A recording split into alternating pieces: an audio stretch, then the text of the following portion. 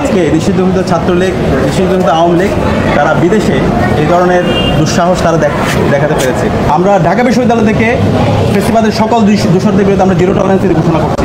ডাকসুর সাবেক সমাজসেবা সম্পাদক, আমাদের সহযোদ্ধা, এনসিপির সদস্য সচিব, ক্যাম্পাসে আধিপত্যবাদ বিরোধী এবং আগ্রাসন বিরোধী আন্দোলনের অন্যতম নায়ক আমাদের বড় ভাই আক্তার হোসেনের উপর নিউ ইয়র্কে গতকাল সন্ত্রাসী নিষিদ্ধঘোষিত আওয়ামী লীগ এবং তার দোসররা হামলা করেছে। এবং একই সাথে আমরা দেখতে পেয়েছি ডক্টর মোহাম্মদ ইউনূস, বাংলাদেশের প্রধান উপদেষ্টা, ওনার সবসঙ্গের উপরে সন্ত্রাসী ছাত্রলীগ এবং নিষিদ্ধঘোষিত আওয়ামী লীগের সন্ত্রাসীরা হামলা করেছে। আমরা এই হামলার তীব্র নিন্দা এবং প্রতিবাদ জানাচ্ছি।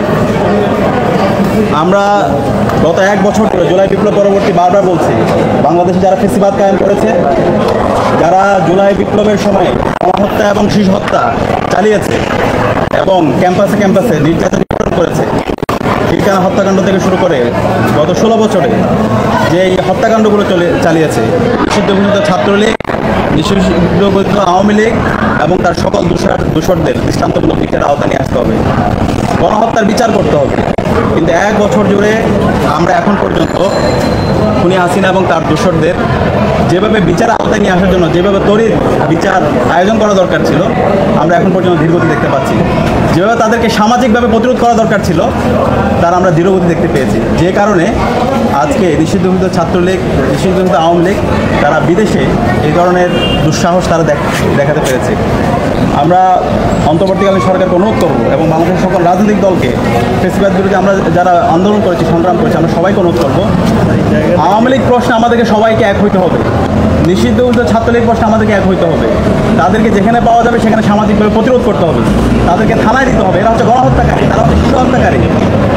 আমরা সবাই যেন ঐক্যবদ্ধভাবে এই নিষিদ্ধঘোষিত ছাত্রলীগ, নিষিদ্ধঘোষিত আওয়ামী লীগের বিরুদ্ধে সবাই ঐক্যবদ্ধভাবে আমাদের প্রতিরোধ জারি রাখি এবং তাদেরকে, গণহত্যাকারীদেরকে দৃষ্টান্তমূলক বিচার আওতায় নিয়ে আসি।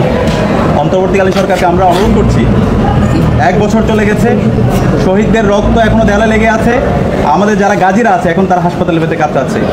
আপনারা কেন এই গণহত্যাকারী এবং শিশু হত্যাকারী খুনি হাসিনা এবং তার দোষরদেরকে আপনারা এখন পর্যন্ত দৃষ্টান্তমূলক বিচার আওতায় নিয়ে আসছেন না? এবং একই সাথে আমরা দেখতে পাচ্ছি তাদেরকে বিভিন্ন জায়গায় দায় মুক্তি দেওয়া হচ্ছে। এখন পর্যন্ত ফেসিবাদের দোষরা বিভিন্ন জায়গায় বসে আছে, তারা অ্যাডমিনিস্ট্রেশনে বসে আছে, তারা বিচার বিভাগে বসে আছে, বিশ্ববিদ্যালয়ে তারা বসে আছে। আমরা ঢাকা বিশ্ববিদ্যালয় থেকে ফেসিবাদের সকল দোষরদের বিরুদ্ধে আমরা জিরো টলারেন্সের ঘোষণা করছি। আমরা তাদের বিরুদ্ধে বিশ্ববিদ্যালয় প্রশাসনকে ব্যবস্থা নেওয়ার জন্য অনুরোধ করছি। আমরা দাবিতে উত্থাপন করেছি এবং খুব দ্রুতই শিক্ষার্থীদেরকে সাথে নিয়ে আমরা এই খুনি হাসিনা এবং তার সকল দোষরদের বিরুদ্ধে আমাদের আন্দোলন সংগ্রাম জারি রাখবো। এবং একই সাথে বিদেশে অবস্থানরত বাংলাদেশের যে মিশনগুলো আছে, তাদের দায়িত্ব ছিল নিরাপত্তা এনশিওর করা, কিন্তু আমরা তার ব্যর্থ দেখতে পাচ্ছি। এবং ফেসিবাদের দোসররা যে বিভিন্ন ধরনের ষড়যন্ত্র চক্রান্ত করছে, তাদেরকে যেভাবে দমন করা দরকার, তাদের বিরুদ্ধে যেভাবে আইনানুগ ব্যবস্থা নেওয়া দরকার, সেই জায়গাও আমরা বিরোধ দেখতে পাচ্ছি। আমরা সবাইকে অনুরোধ করবো, এখনই সময়, আমাদেরকে ঐক্যবদ্ধ হইতে হবে। আমরা যারা জুলাই আন্দোলন করেছি, আমরা প্রত্যেকে পরিচয় ভুলে গিয়ে ফেসিবাদের বিরুদ্ধে আন্দোলন করেছিলাম, জালেম হাসিনার বিরুদ্ধে আন্দোলন করেছিলাম।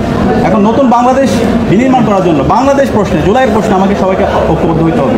হাসিনার বিচারের দাবিতে এবং নিষিদ্ধঘোষিত আওয়ামী লীগের সন্ত্রাসীদের বিচারের দাবিতে, ছাত্রলীগের সন্ত্রাসীদের বিচারের দাবিতে আমাদের ঐক্যবদ্ধ হইতে হবে। বাংলাদেশে আমরা যারা বাংলাদেশপন্থীরা আছি তারাই থাকবো, যারা দিল্লির এজেন্ডা বাস্তবায়ন করেছে, যারা আমার ভাই আব্দুল ফাতকে শহীদ করেছে, ক্যাম্পাসে আমাদের শত শত ভাইদেরকে শহীদ করেছে এবং গণহত্যা এবং শিশু হত্যা করেছে, তাদের বাংলাদেশের রাজনীতি করার অধিকার নেই।